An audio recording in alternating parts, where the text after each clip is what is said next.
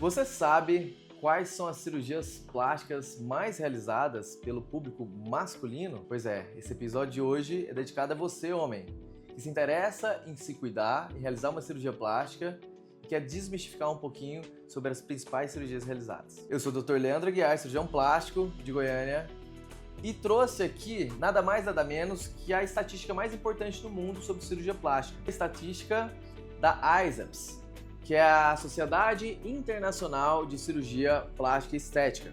A cada 2 anos, essa sociedade solta o que nós chamamos de Global Statistics, que são as estatísticas globais de todas as cirurgias plásticas realizadas e registradas no mundo e também separadas por país.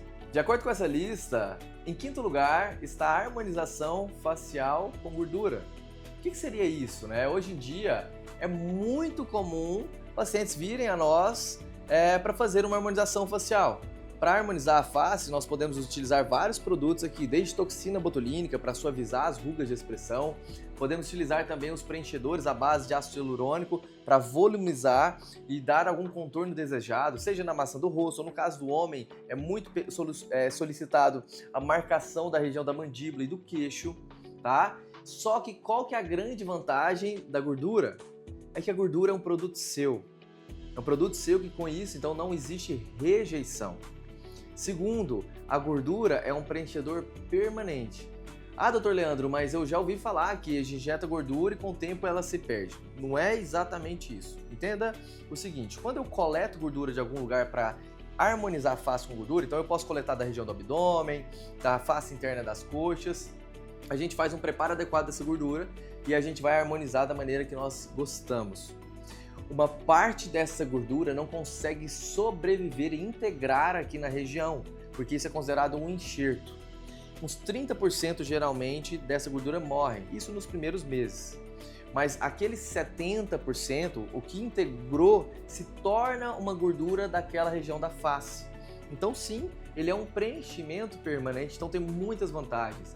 Atualmente, por exemplo, quando nós realizamos várias outras cirurgias dentro da cirurgia plástica, é muito comum os pacientes já buscarem associar essa harmonização facial com gordura e por isso ela é a 5ª cirurgia mais realizada pelos homens no mundo. Em 4º lugar, e o meu xodó, a rinoplastia.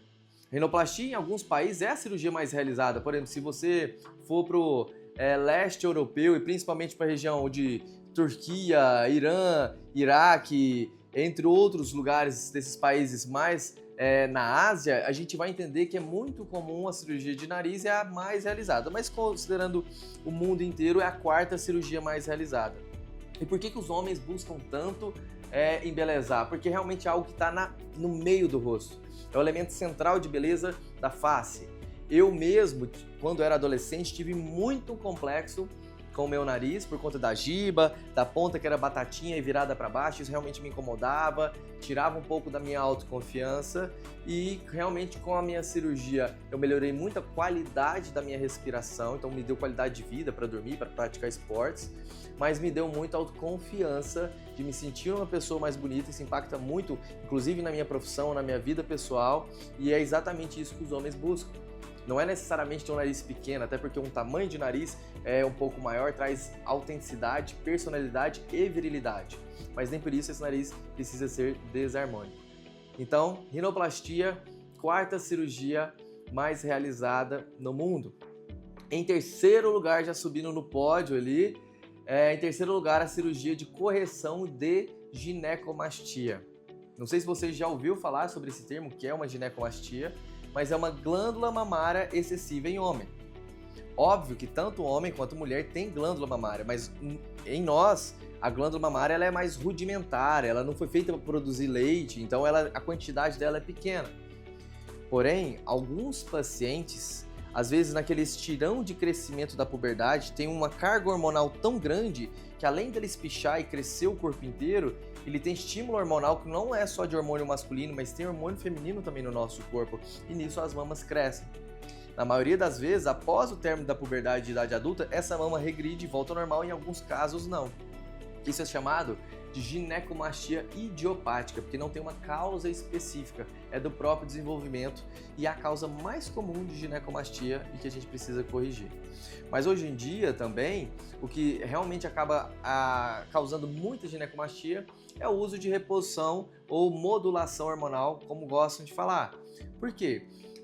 Nesse ímpeto de ou repor hormônio que está em baixa quantidade ou de aumentar a performance, é muito comum hoje em dia a gente ter homens que fazem uso de hormônios esteroides. E os hormônios esteroides, eles sim podem levar ao aumento da mama. Então, qual que é a grande questão nesse caso? É que se esse paciente vier a fazer uso novamente, mesmo que a gente opere e fique bom o resultado, pode ser que tenha novo estímulo e aquele restinho de glândula que sobrou depois da cirurgia, e a gente sempre mantém uns 5 a 10% de glândula pela sobrevivência do mamilo, ele pode crescer novamente e aí ter uma nova ginecomastia. Mas então é uma cirurgia que traz um trauma, um incômodo para o homem evita de tirar a camisa, não se sente confortável numa piscina, numa praia, e por isso que busca a gente. E é uma cirurgia muito favorável na maior parte dos casos, porque a cicatriz ela só é em volta da areola. Então, por ser uma cicatriz tão discreta e um benefício tão grande para a autoestima do homem, ela é buscada com muita frequência e por isso ela é a terceira cirurgia plástica masculina mais realizada no mundo. Em segundo lugar, já imaginou qual é? Cirurgia das pálpebras. Então, a blefaroplastia, que é a cirurgia plástica das pálpebras, ela é muito realizada tanto por homens quanto por mulher, mas é a segunda mais realizada por homens. Para você entender um pouquinho, lógico que a gente, com o passar da idade, todos vamos envelhecer e a pele vai ficando mais flácida. Mas a pele mais fina do nosso corpo é a pele da pálpebra. E por isso é uma pele um pouco mais frágil, ela envelhece com mais rapidez. Se você parar para reparar nas pessoas, aquilo que primeiro envelhece no rosto geralmente é o olhar. Então, sim, uma vez que nós rejuvenescemos o olhar através da blefaroplastia, que é a cirurgia plástica das pálpebras, a pessoa traz um ar de muita leveza, descanso e com isso jovialidade. Essa cirurgia envolve tirar o excesso de pele, às vezes algumas bolsas indesejadas nessa parte inferior dos olhos e às vezes também tem aquela olheira funda, nós preenchemos com gordura e fazemos ficar um olho mais plano, muito mais bonito.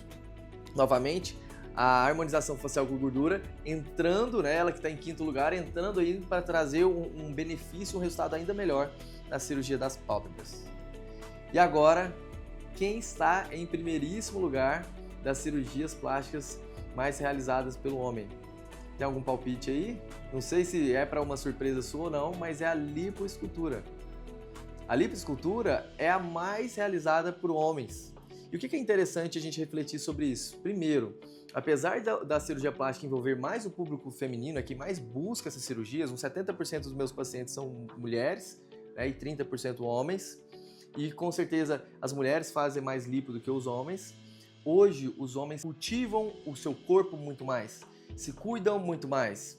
E com o advento, principalmente da lipo HD, em que é possível a gente fazer uma marcação e uma definição muscular, que traz um ar de beleza e virilidade para o homem, os homens estão buscando muito essa cirurgia aqui conosco e no mundo inteiro.